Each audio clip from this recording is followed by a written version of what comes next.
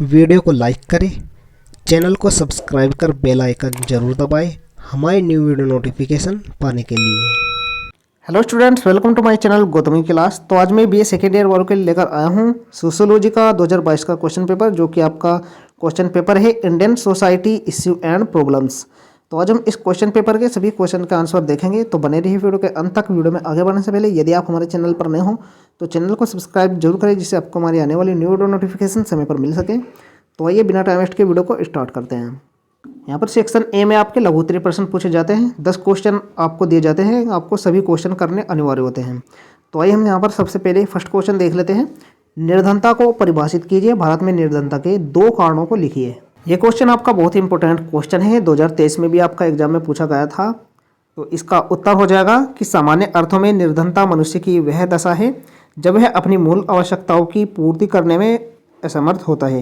या अन्य शब्दों में कह सकते हैं कि समाज में जब व्यक्तियों का एक विशाल समूह अपने दैनिक जीवन की न्यूनतम आवश्यकताओं की पूर्ति में असफल रहता है, उस स्थिति को हम निर्धनता के नाम से संबोधित करते हैं। इसके 2 प्रमुख कारण हैं। पहला है बाह्य आडंबर और शान शौकत, दूसरा है दूषित शिक्षा प्रणाली। नेक्स्ट क्वेश्चन यहाँ पर अल्पसंख्यक से आप क्या समझते हैं। तो इसका उत्तर हो जाएगा अल्पसंख्यकों का निर्धारण यद्यपि मुख्य रूप से धार्मिक आधार पर ही किया जाता है, क्षेत्रीय एवं जनजातीय आधार पर भी अल्पसंख्यकों की समस्याओं का उल्लेख किया जाता है। जो जनजातीय समूह किसी क्षेत्र विशेष में अन्य समूहों की तुलना में कम जनसंख्या वाले होते हैं, वे अल्पसंख्यक कहलाते हैं। तो ये इसकी परिभाषा हो जाएगी। नेक्स्ट यहाँ पर दलितों की समस्याओं के समाधान हेतु सुझाव लिखिए। तो इसका उत्तर हो जाएगा पहला समाधान है कि इनकी आर्थिक दशा में सुधार हेतु प्रभावशाली नीतियां बनाई जानी चाहिए ताकि इनका जीवन स्तर ऊंचा हो सके। दूसरा आप लिख सकते हैं कि इन लोगों के साथ किसी भी प्रकार का भेदभाव नहीं किया जाना चाहिए। और दलित बाहुल्य ग्रामों में प्रौढ़ शिक्षा द्वारा इनमें जनचेतना विकसित करने का प्रयास किया जाना चाहिए ताकि वे सरकारी नीतियों का लाभ उठा सकें। और केंद्र एवं राज्य सरकारों को अंतर्जातीय विवाह को प्रोत्साहन देने हेतु विशेष योजनाएं चलानी चाहिए। तो ये कुछ समाधान है दलितों की समस्याओं के। नेक्स्ट यहाँ पर भारत में तलाक के कारण लिखिए। तो तलाक के अनेक कारण हो सकते हैं, उनमें से मैं आपको कुछ बता देता हूँ, जैसे वित्तीय समस्याएं, घरेलू हिंसा, दहेज और नशा आदि कुछ तलाक के मुख्य कारण हैं। नेक्स्ट यहाँ पर विस्थापन शब्द को परिभाषित कीजिए। इसका उत्तर हो जाएगा कि विस्थापन का अर्थ है किसी व्यक्ति अथवा समूह को उसकी इच्छा के बिना किसी अन्य कारण से अपने स्थायी या अर्ध स्थायी आवास से किसी अन्य क्षेत्र में जाने के लिए बाध्य करना। तो इसे ही विस्थापन कहा जाता है। विस्थापन के लिए संबंधित व्यक्तियों तथा समूहों को अनेक समस्याओं एवं हानियों का सामना करना पड़ रहा है। तो यह मतलब होता है विस्थापन शब्द का। नेक्स्ट यहाँ पर भारत में मूल्यों के संकट के लिए उत्तरदायी 4 कारणों को लिखिए। तो भारत में मूल्यों के संकट के लिए उत्तरदायी 4 कारण हैं। पहला हो जाएगा पारिवारिक विघटन, दूसरा हो जाएगा सामाजिक आर्थिक दशाएं, तीसरा हो जाएगा भौतिकवादी संस्कृति एवं उपभोक्तावाद, चौथा हो जाएगा परिवर्तन की प्रक्रियाएं।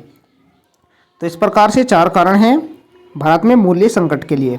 नेक्स्ट क्वेश्चन देखते हैं यहाँ पर श्वेतवसन अपराध से आप क्या समझते हैं। तो श्वेतवसन का अभिप्राय मात्र सफेद कपड़े पहनने वालों से न होकर ऐसे व्यक्तियों से है जो समाज में उच्च पद पर होने के कारण कानून की पकड़ में सरलता से नहीं आते। उदाहरण के लिए एक सामान्य व्यक्ति जैसे कि किसी दुकान का मुनीम अपने सेठ के रुपए चोरी करे और पकड़ा जाए तो उसे सजा मिलती है, पर एक पूंजीपति जो लाखों रुपए के कर बचा लेता है तो भी वह साफ बच जाता है। सदरलैंड के अनुसार इसकी परिभाषा दी गई है कि श्वेतवसन अपराध सम्मानित और उच्च सामाजिक परिस्थिति के व्यक्ति द्वारा अपने व्यवसाय के दौरान किया जाने वाला अपराध है। नेक्स्ट यहाँ पर दुर्खीम के अनुसार आत्महत्या के सामाजिक कारक कौन कौन से हैं। तो दुर्खीम ने कुछ आत्महत्या के सामाजिक कारण बताए हैं। उनमें पहला है दुर्खीम का लक्ष्य यह साबित करना था कि आत्महत्या के व्यक्तिगत कारणों से परे सामाजिक कारण होते हैं। इसे दिखाने के लिए उन्होंने सामाजिक समूहों के बीच आत्महत्या की दर में अंतर का अध्ययन किया। दूसरा कारक हो जाएगा इसका, दुर्खीम ने विभिन्न सामाजिक कारणों से आत्महत्या के 2 प्रकारों की पहचान की, पहला अहंकारी और दूसरा परोपकारी। दुर्खीम ने धार्मिक और गैर धार्मिक लोगों के बीच आत्महत्या की दर का अध्ययन किया। धार्मिक लोगों की दरें कम थी।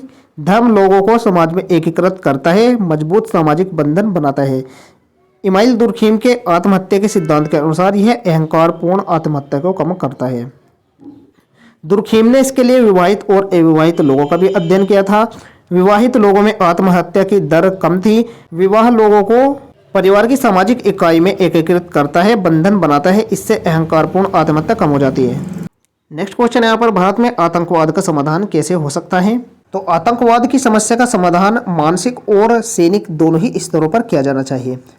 जिन लोगों को पीड़ा हुई या जिनके परिवार अथवा संपत्ति को नुकसान हुआ है तथा जिनके संबंधियों और रिश्तेदारों की मृत्यु है, उन्हें भरपूर मानसिक समर्थन दिया जाना चाहिए, जिससे उनके घाव हरे ना रहे और वे मानसिक पीड़ा के बोझ को सह न सकने की स्थिति में स्वयं भी आतंकवादी न बन पाए। नेक्स्ट यहाँ पर लैंगिक असमानता से क्या तात्पर्य है? इसका उत्तर हो जाएगा, लिंग एक जैविक तथ्य है। जैव तथ्य का अर्थ ये होता है कि जन्म के समय शिशु लड़का हो सकता है अथवा लड़की भी हो सकती है। जन्म के समय शिशु के लिंग को लेकर अगर समाज किसी प्रकार का भेदभाव करता है तो हम उसे लैंगिक विषमता कहते हैं। लड़का या लड़की होना तो एक जैविक तथ्य है, परंतु इनमें से किसी एक को ऊंचा या नीचा स्थान देना एक सामाजिक तथ्य है। इसी को लैंगिक विषमता या लैंगिक असमानता कहा जाता है। नेक्स्ट में आपके खंड बे से दे एवं ई से विस्तृत उत्तरीय प्रश्न पूछे जाते हैं। तो यहाँ पर हम खंड बे से देखते हैं। क्वेश्चन नंबर 2 है आपका, भारत में विकास संबंधित विस्थापन को उदाहरण सहित समझाइए। अथवा में पूछा गया है निर्धनता क्या है तथा भारत में निर्धनता की समस्या के लिए कौन कौन से कारक उत्तरदायी हैं। नेक्स्ट है, दलित शब्द से आप क्या समझते हैं, इनकी प्रमुख समस्याओं पर प्रकाश डालिए। अपराधी जन्मजात नहीं होते, वर्ण बनाए जाते हैं, समीक्षा कीजिए।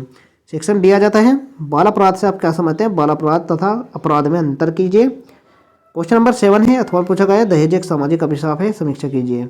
इसके बाद सेक्शन ई आ जाता है। क्वेश्चन नंबर 8 है, आतंकवाद पर एक समाजशास्त्रीय निबंध लिखिए या भारत में जनजातीय समस्याओं का वर्णन कीजिए। तो आप देख सकते हैं किस प्रकार से आपके 2022 में क्वेश्चन पूछे गए थे। प्रीवियस ईयर के आधार पर आप अपने एग्जाम की तैयारी कर सकते हैं। प्रीवियस ईयर से ज़्यादा से ज़्यादा क्वेश्चन आपके एग्जाम में पूछे जाते हैं, तो आप प्रीवियस ईयर के सभी क्वेश्चन पेपर को जरूर सोल्व करके जाएं। इससे आपको एग्जाम में बहुत ज़्यादा हेल्प मिलने वाली है। आशा करता हूँ आपको ये वीडियो हेल्पफुल लगी होगी। वीडियो पसंद आई तो लाइक जरूर करें, चैनल पर नहीं तो सब्सक्राइब जरूर करें, जिससे आपको हमारी आने वाली न्यू वीडियो नोटिफिकेशन समय पर मिल सके। मिलते हैं ऐसे न्यू वीडियो के साथ, तब तक के लिए बाय बाय, टेक केयर।